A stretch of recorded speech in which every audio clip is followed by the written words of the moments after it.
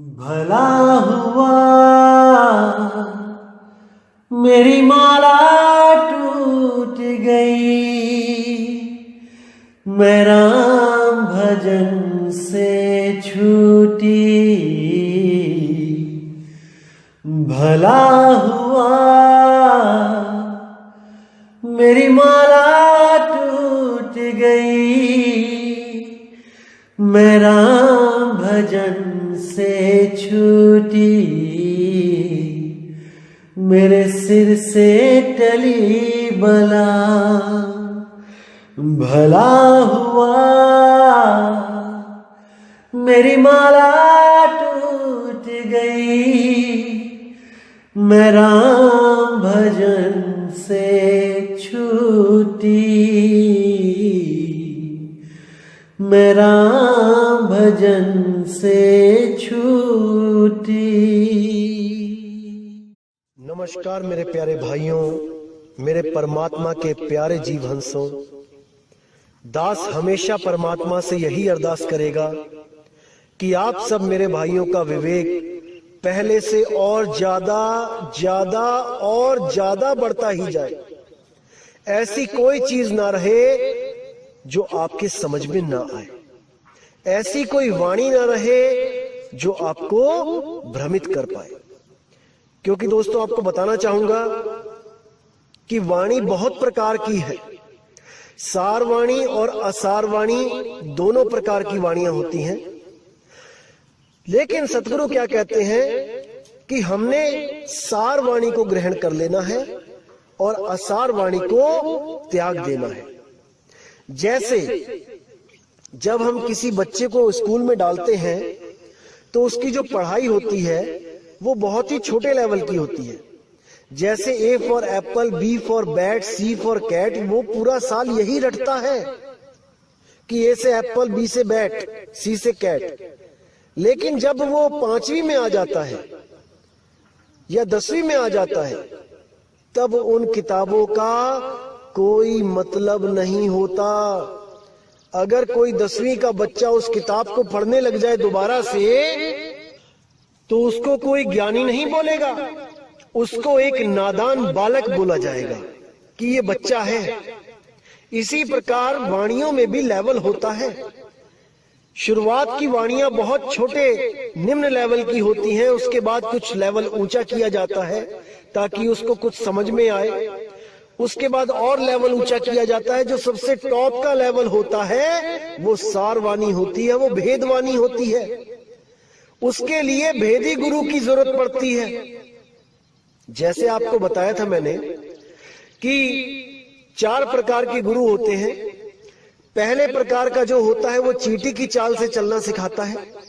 दूसरा जो होता है वो मकड़ी की चाल से चलना सिखाता है। जो तीसरे प्रकार का गुरु होता है वो मछली की चाल से चलना सिखाता है। और जो चौथे प्रकार का गुरु होता है वो विहंगम चाल से चलना सिखाता है। ये चारों चालें अलग अलग हैं।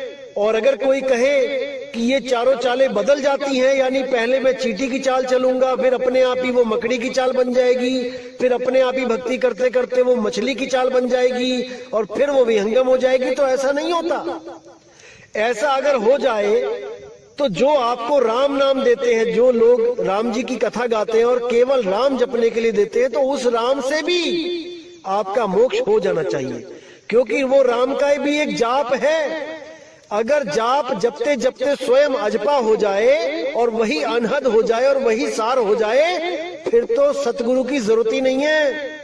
किसी को भी गुरु बना लो और किसी से भी कोई मंत्र ले लो, वो अपने आप ही बदलता चला जाएगा। ये बातें कोई मूर्ख ही कर सकता है, ज्ञानी पुरुष ऐसी बातें नहीं करते। तो मेरे भाइयों, आज जो हम वाणी लेंगे वो गरीबदास जी की वाणी लेंगे और एक वाणी नहीं लेंगे, कई वाणियां ली जाएंगी जिनके बीच बीच में अर्थ बताए जाएंगे, वो गूढ़ रहस्य बताए जाएंगे। जिसके लिए मैं हमेशा बोलता हूं कि मूर्खों को समझाने के लिए, कम अकल जीव को समझाने के लिए बंदी छोड़ को कई तरह की लीलाएं करनी पड़ती हैं।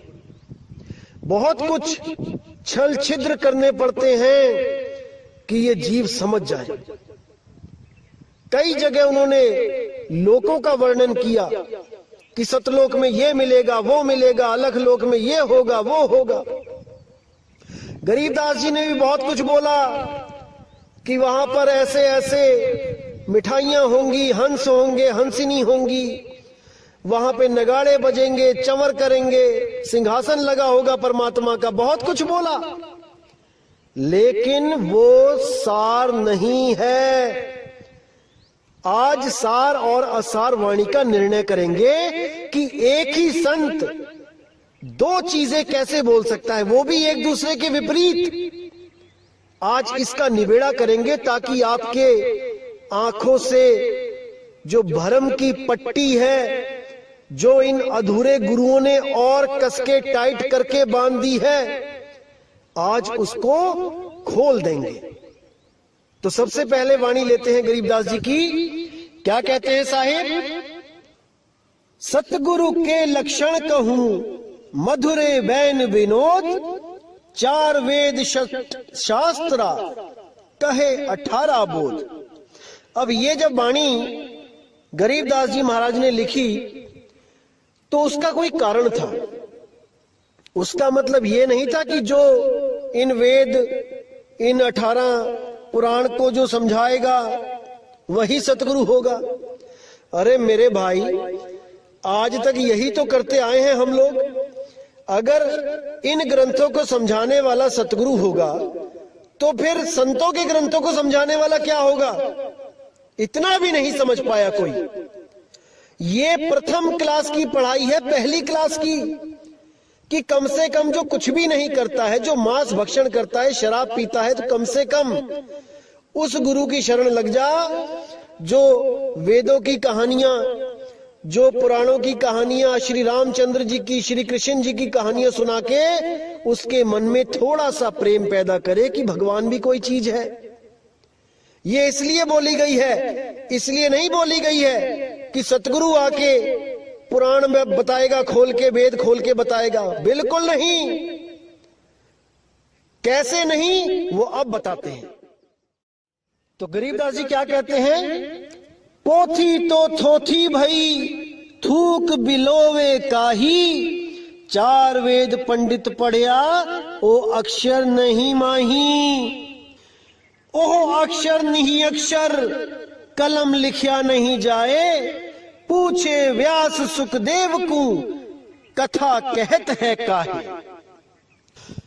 तो साहिब ने बिल्कुल क्लियर कर दिया कि जो ये वेद, पुराण, गीता, भागवत जो पढ़ पढ़ के जो आगे शिष्य बना रहे हैं उनके लिए बोल दिया कि पोथी तो थोथी भाई, कि इस पोथी में कुछ नहीं रखा भाई, थोथी है ये।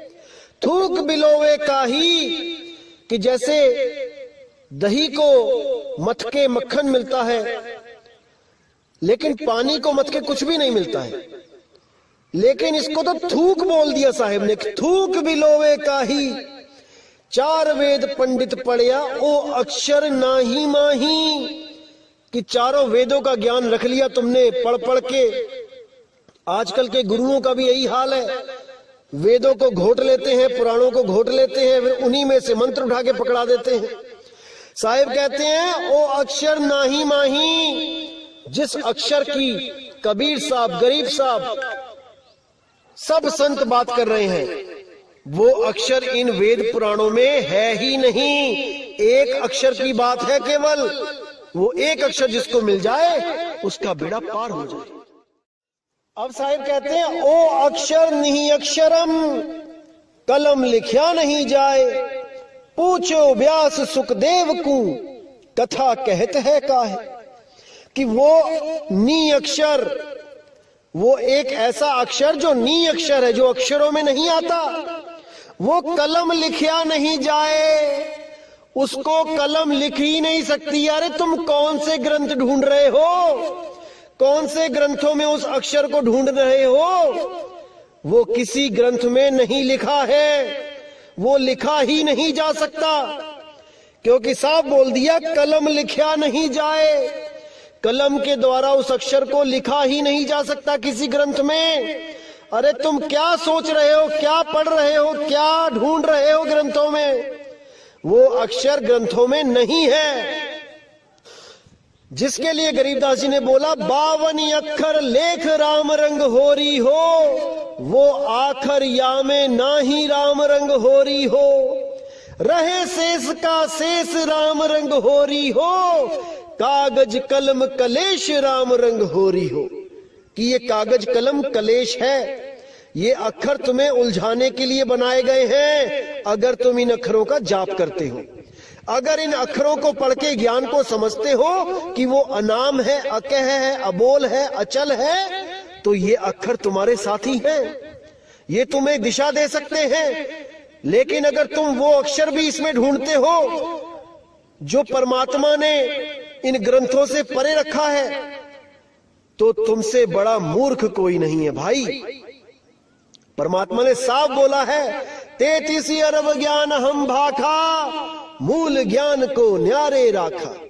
वो मूल शब्द को, वो सार शब्द को न्यारा रखा है, हर ग्रंथ से न्यारा, क्योंकि वो लिखा ही नहीं जा सकता, उसको कोई लिख ही नहीं सकता, वो सार नाम ऐसा है। लेकिन इन अधूरे गुरुओं ने ऐसा जाल बुना कि सब उसमें उलझ गए, बुद्धि विवेक भ्रष्ट कर दी सबकी।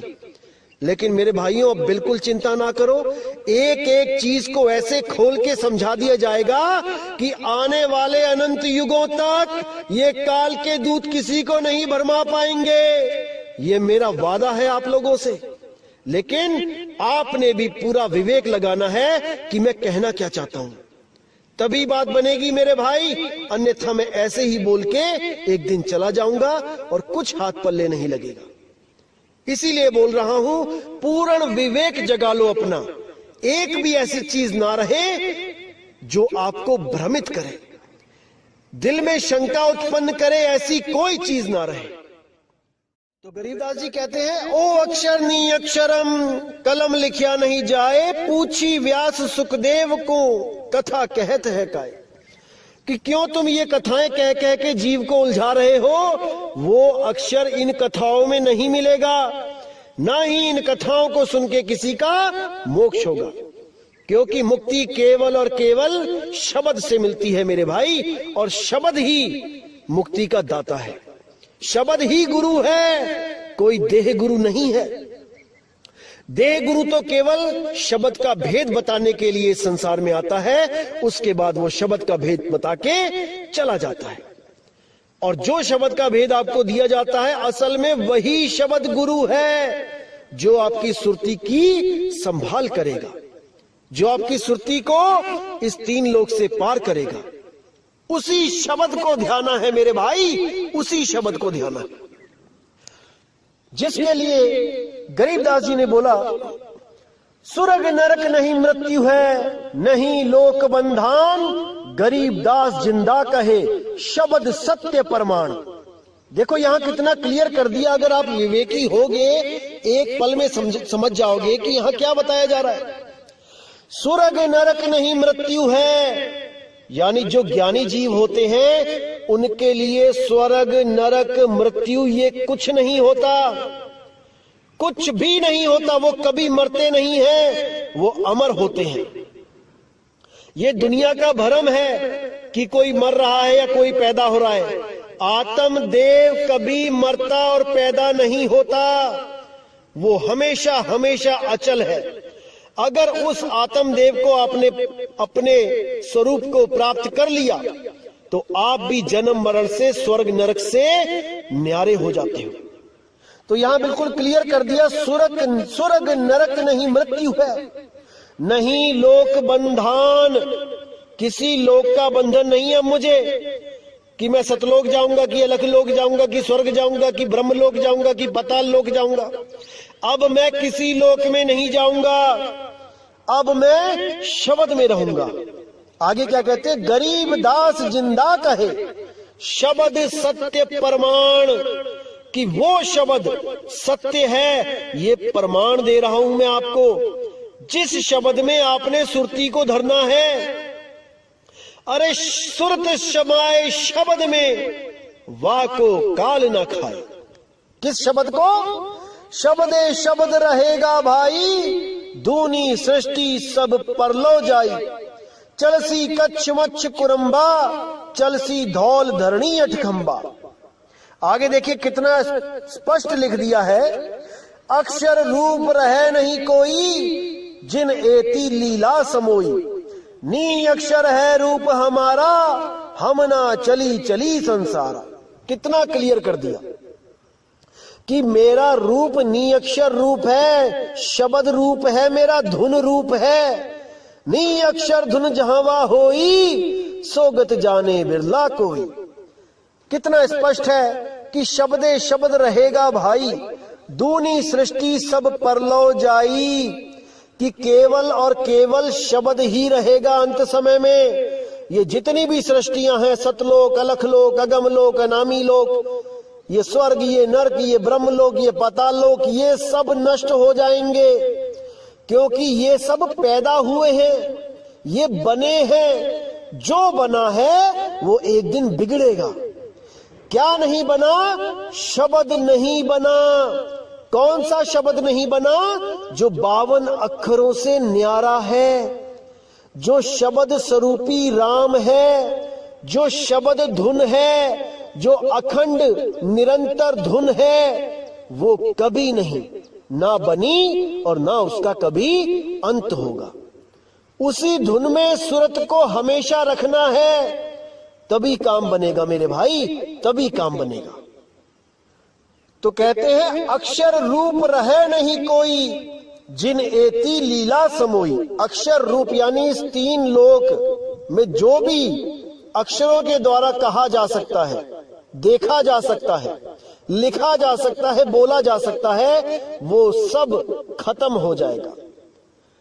अक्षर रूप रहे नहीं कोई, जिन एती लीला समोई।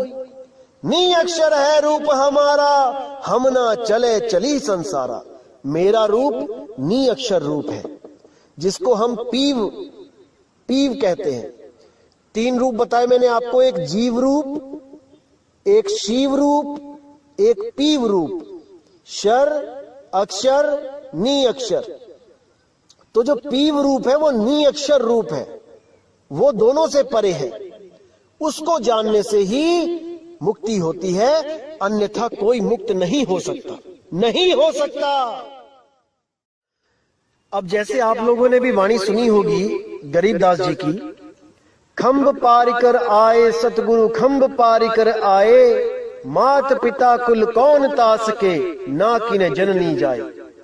कोटि कला कल धूत पुरुष की, गाजत है राम राये, प्रथम तो बैराह भय है, अक्षव ठुकराए।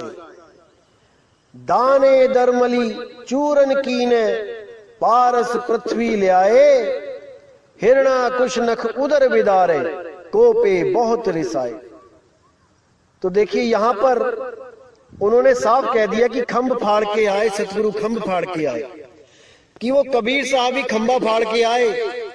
इसी तरह और भी लिखा कि द्रौपदी की लाज कबीर साहब ने बचाई, और भी बहुत कुछ लिखा।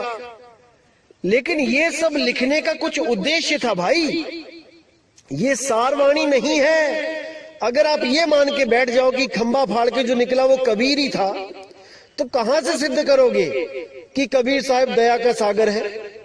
फिर तो वो किसी का पेट भी फाड़ सकता है, हजारों जीवों को मारा वहां है नरसिंह अवतार ने, फिर तो कबीर साहब जीवों को मार भी सकता है। अरे जब 52 बार मारा गया तब तो उन्होंने पलट के कभी वार किया नहीं, वहां पर कैसे किसी जीव को मार सकते हैं सतगुरु बंदी छोड़? इतनी भी बुद्धि नहीं लगा पाए, इतना भी विवेक नहीं जगा पाए, और इन अधूरे गुरुओं के कहने मात्र से उस खंबे को फाड़ने वाला जो काल का अवतार था उसको सतगुरु कबीर साहब घोषित कर दिया। हैरानी होती है मुझे कि उन गुरुओं को यही नहीं समझ में आया कि सारवाणी और असारवाणी क्या होती है। सारवाणी अलग होती है भाई, उसमें से सार निकालना पड़ता है, और असारवाणी होती है नादान शिष्यों के लिए, जैसे धर्मदास जी के लिए लोक बताए कि सतलोक में ऐसा होगा वैसा होगा, ताकि धर्मदास जी का मन बैकुंठ लोक से छूट जाए, ब्रह्मलोक जाने से मना कर दे। इसीलिए साहिब ने बोला, ना कहीं आना ना कहीं जाना, आपे में आप समाना, शब्द में शब्द समाना। इसीलिए बोला। तो क्या कहते हैं, अगली वाणी में देखिए गरीबदास जी, तब आपको समझ में आएगा कि सारवानी और असारवानी क्या होती है। आइए देखते हैं। तो अपने ही ग्रंथ साहब में पेज नंबर 797 पर साफ लिखा है, साधो अविगत रूप अपारा हो, आसन असतल नहीं तास के, है माही पर न्यारा हो। अब यहाँ पे साफ बोल दिया कि अविगत रूप, वो रूप जो किसी को नहीं पता, वहां कोई नहीं पहुंच सकता। अविगत, जहां पर किसी की गति न जा सके। अविगत रूप अपारा हो, आसन असतल नहीं तास के, वहां कोई आसन नहीं लगा भाई। कोई सोचे वहां सिंहासन पे परमात्मा बैठा है, ऐसा नहीं है। आसन असतल नहीं तास के, माही पर न्यारा हो, है माही पर न्यारा हो। यानी वो इस घट पे ही है, इस शरीर के द्वारा ही मिलेगा, लेकिन इस घट में होता हुआ भी इससे न्यारा है। ये भेद है। कैसे प्राप्त होगा? केवल और केवल भेदी सतगुरु से प्राप्त होगा कि वो कैसे घट में होता हुआ भी घट से न्यारा है। ये तभी पता लगेगा भाई जब किसी भेदी गुरु की शरण में जाओगे। अब आगे साफ लिखा है, नरसिंह रूप धरे नहीं सतगुरु, नहीं बावन अवतारा हो, हिरण्याकुश के उदर बिदारे, यहो माया विस्तारा हो। कि नरसिंह रूप का जो लोगों ने बोल दिया कि कबीर साहब का रूप था, वो नहीं था। नरसिंह रूप धरे नहीं सतगुरु। समझ जाओ इस बात को मेरे भाई, समझ जाओ। जो अभी भी नहीं समझेगा वो कभी नहीं समझेगा, क्योंकि मेरे भाई समझने के लिए बात है जरासी, नहीं तो 84।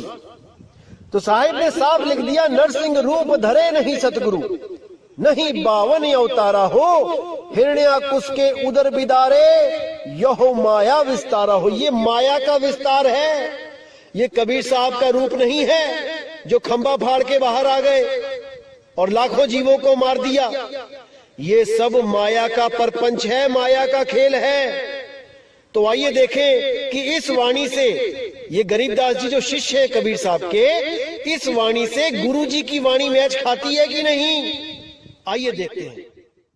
उससे भी पहले हम कबीर साहब की वो वाणी देखेंगे जो छोटे बच्चों को समझाने के लिए उन्होंने बोली है, यानी जो भक्ति से जिनका लेना देना नहीं है उनको कुछ समझाने के लिए बोली है, जिसको हम जगतवाणी कह देते हैं। भगतवाणी नहीं है ये जगतवाणी है।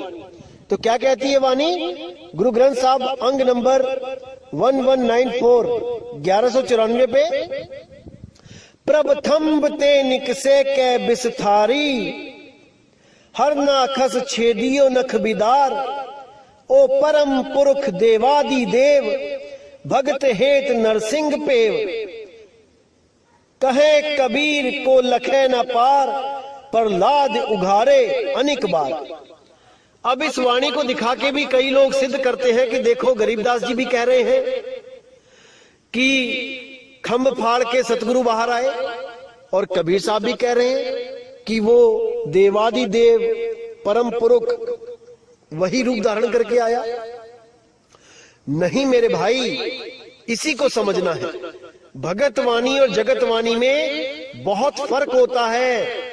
जब तक आप भगतवाणी यानी कि असार के साथ जुड़े रहोगे, आप सार को प्राप्त नहीं कर सकते। इसी तरह हर वाणी का अलग मतलब निकलता है जब आप किसी भेदी सतगुरु के पास जाते हो। अब इस वाणी से सिद्ध हो जाता है कि गरीबदास जी ने जो बोला था कि खंभ फाड़ के बाहर निकले सतगुरु, वो सही है। लेकिन अब अगली वाणी आप देखिए बीजक में से, तब आपको समझ में आएगा कि सत्य क्या है, असत्य क्या है। तो आइए देखें बीजक की वाणी क्या लिखा है। संतों आवे जावे सो माया, साफ कर दिया साहिब ने कि जो आए और जाए वो माया है। संतो आवे जावे सो माया, है प्रतिवाल काल नहीं वाके, ना कहूं गया ना आया। जो परमात्मा है असली वो कहीं आता जाता नहीं है, वो अचल है, अबोल है, अडोल है, अकह है, अनाम है। का मकसूद मच्छ कछ होना, संखा सुर न संहारा। है दयाल द्रोह नहीं वाके, कहूं कौन को मारा। कि वो तो दयाल है, वो किसको मारेगा। और जो ये सोचता है कि वो किसी को आके मारता है तो उससे बड़ा मूर्ख कोई नहीं। वो किसी को नहीं मारता भाई। तो आगे साफ कह दिया, ये सब काम साहिब के नहीं, झूठ कहे संसारा। खंब फार जो बाहर होई, ते ही पतीजे सब कोई। हिरण्या कुस नख उदर बिदारे, सो करता नहीं होई। बावने रूप बलि को जाचे, जो जाचे सो माया। बिना विवेक सकल जग भर में, माया जग भर माया। बिल्कुल साफ कर दिया साहिब ने कि जिसके पास विवेक नहीं है वो इस जग में भरमता ही रहता है। उसको कोई ठौर मिल ही नहीं सकता, क्योंकि एक तो विवेक कम है, ऊपर से कोई विवेक दे तो उसको अपना दुश्मन समझ लगते हैं, उसको दुश्मन समझने लगते हैं। यही उनकी पतन का कारण बनेगा। अगर सत्य के पुजारी हो मेरे भाई, तो सत्य को सुन के सत्य से प्रेम करना सीख लो। अगर सत्य को तज दोगे तो यहीं धक्के खाते रह जाओगे, यहीं भरमते रह जाओगे। जान पूज सांची तजे। अगर कोई भी जानबूझ के सत्य को तजता है तो उससे बड़ा खुद का दुश्मन नहीं है उसका कोई। वो स्वयं का ही नाश करेगा। इसीलिए साहिब ने बोला कि शब्द विवेकी पारखी, सो माथे का मोर। गुरु मेरे सभी बड़े, अपनी अपनी ठौर। कि बहुत गुरु मिलेंगे संसार में, लेकिन वो शब्द भेदी गुरु नहीं मिलेगा। करोड़ों में से कोई एक गुरु होगा जिसके पास शब्द का भेद है, अन्यथा सबके सब इन 52 अक्षरों में ही खुद भी उलझ जाएंगे और अपने भक्तों को भी उलझा देंगे। और भक्ति करवा के 52 अक्षरों की किसी ना किसी लोक में भेज देंगे। फिर उसी लोक से वापस यहीं पर आके जन्म लेना पड़ेगा। और पता नहीं कौन सा जन्म मिले, कुत्ता बिल्ली बकरा हाथी घोड़ा, कोई ठा नहीं मिलेगा भाई, कोई रास्ता नहीं मिलेगा। इसीलिए साहिब कह रहे हैं कि फूटी आंख विवेक की, लखे न संत असंत, जाके संग 10-20 है, वाको नाम महंत। जिसके साथ 50, 100, 1000, 10,000 बंदे खड़े हो जाते हैं, वही जगत गुरु बन के बैठ जाता है, वही सतगुरु बन के बैठ जाता है। अरे भाई, विवेकी सतगुरु को ढूंढो, अन्यथा यहीं भटकते रहोगे, यहीं भटकते रहोगे। तो इन वाणियों को पढ़ के अगर कोई ये सोचने लगे कि देखो कबीर साहब और गरीबदास तो दोगले हैं, एक जगह कहते हैं कि वो खंबा फाड़ के सतगुरु निकला, कबीर निकला, और एक तरफ कहते हैं कि वो माया थी, तो सब उनको दोगले समझने लग जाएंगे। लेकिन ऐसा नहीं है भाई।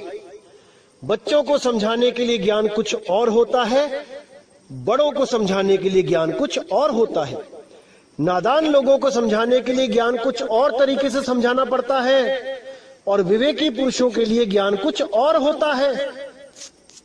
इसी तरह जब मैं कहता हूं कि किसी लोक में नहीं जाना, कोई लोक नहीं है, ये नहीं है, वो नहीं है, कहीं नहीं जाना, तो आप लोग मुझे झूठा समझने लग जाते हो।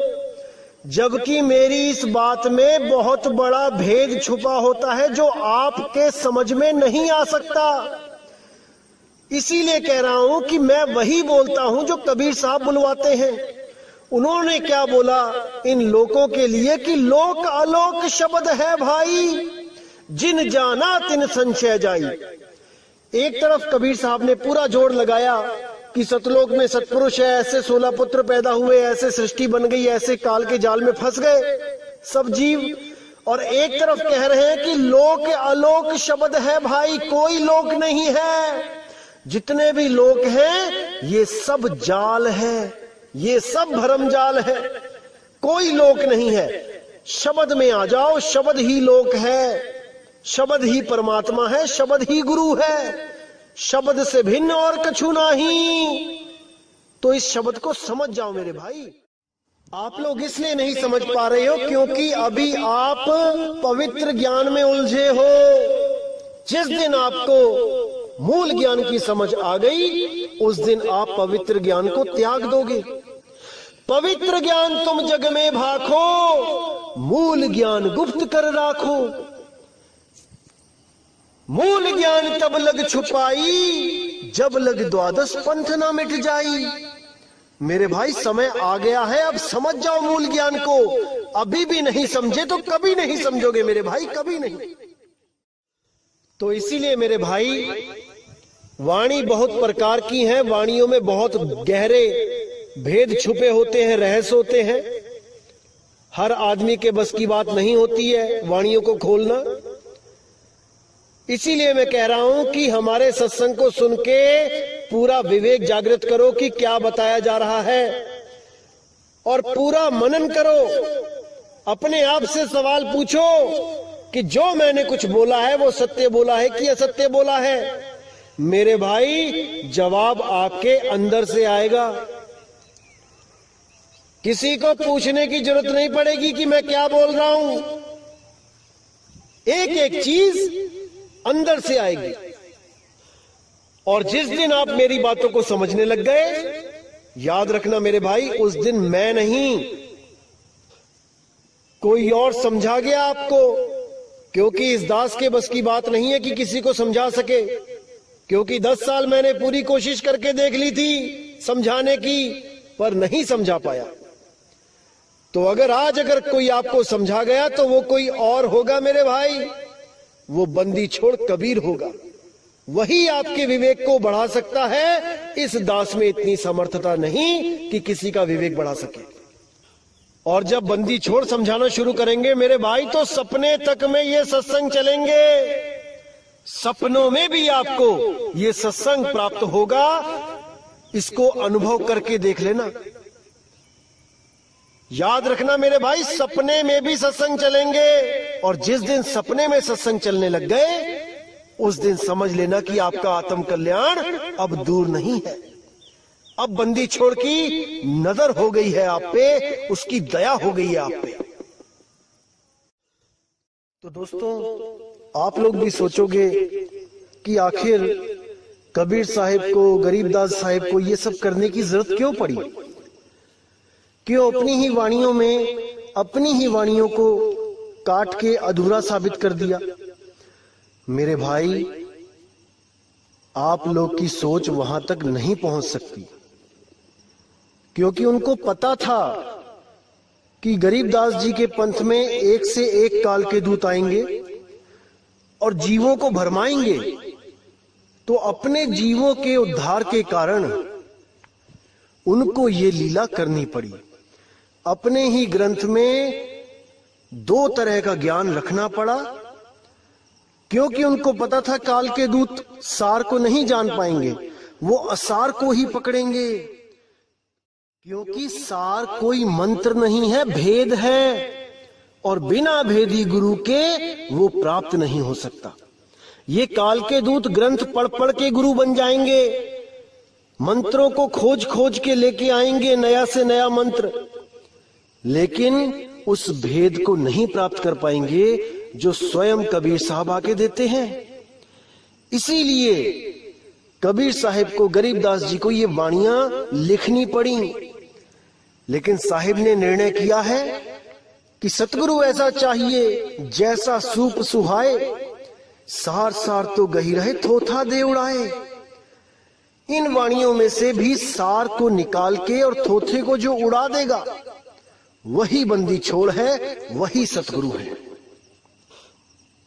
और दोस्तों, जहां पे भी मैंने बोला है कि ये असार वाणी है, असल में वो असार वाणी कहने को है, उसको हम जगत वाणी बोल सकते हैं, उसको हम पवित्र ज्ञान बोल सकते हैं। बंदी छोड़ तो कभी असार बोलते ही नहीं। अगर कहीं पे उन्होंने जगत वाणी को लिखा है, जगत वाणी को बोला है, तो वो हम लोगों के भले के कारण, नहीं तो उनको जरूरत ही नहीं थी। केवल और केवल कालदूतों से उस मूल ज्ञान को छुपा के पवित्र ज्ञान को उजागर करने का मकसद ही यही था कि ये मूल ज्ञान इनके हाथ ना लगे। भले इनके पास भेद ना हो, अगर ये लोग आत्मा की बातें करने लग जाते तो वो मूल ज्ञान के जैसे ही हो जाती। भले उनके पास मूल ज्ञान ना होता, लेकिन वैसी बातें करके वो जीवों को भ्रमित कर देते। जीवों को लगता हमारे गुरु भी यही बात करते हैं जो ये मदन साहिब के पंथ वाले बात करते हैं, हमारे गुरु भी यही बोलते हैं कि आत्मा को प्राप्त करना है। तब कोई डिफरेंशिएट नहीं कर पाता, अलग अलग नहीं कर पाता ज्ञान को। इसलिए कबीर साहब ने पहले इन 12 पंथों के ज्ञान को उजागर होने दिया और सबसे आखिर में मदन साहिब को उजागर किया, सबसे अंत में, ताकि कोई भी अपने ज्ञान को बदल ना पाए। ये सब अपनी अपनी पोथियां भर लें, अपने अपने ग्रंथ भर लें, अज्ञान लिख लिख के अपना, और जब मदन साहिब का ज्ञान प्रकट होगा तब कोई भी अपने ज्ञान को बदल ना पाए। इसलिए सबसे आखिर में मदन साहिब को प्रकट किया गया, उनके ज्ञान को प्रकट किया गया, उनके विवेक को प्रकट किया गया। इसी तरह दोस्तों, मेरे भाइयों, संतों की वाणी में बहुत गहरे राज होते हैं। हमें भेदी सतगुरु के पास जाके उन वाणियों का खुलासा करवाना चाहिए, तभी बात बनेगी। तो केवल वाणियों के आधार पे भक्ति नहीं शुरू कर देनी चाहिए कि कहीं पे लिखा है ओ हम सो हम जपो रंग होरी हो, तो वहां ओम सोम जपने लग गए।